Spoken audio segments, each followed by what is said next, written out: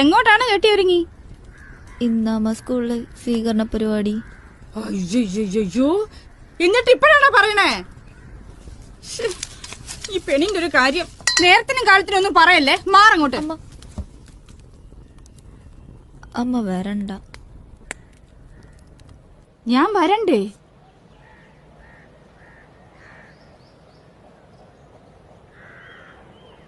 ഞാൻ വന്നില്ലെങ്കിൽ എങ്ങനെ ശരിയാവും? സ്കൂളിൽ ടീച്ചർമാര് ചോദിക്കില്ല നിന്റെ അമ്മ എവിടെ പോയിന്ന്. അമ്മ ജോലിയുടെ ആവശ്യത്തിന് വേണ്ടി തിരുവനന്തപുരത്തുള്ള ഓഫീസിൽ പോയേക്കുവാന്നാ ഞാൻ പറഞ്ഞേക്കുന്നേ. ഓഫീസാ? ഓ, ആപ്പീസ് ജോലി.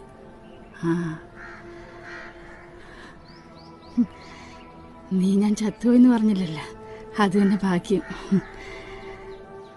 മക്കളെ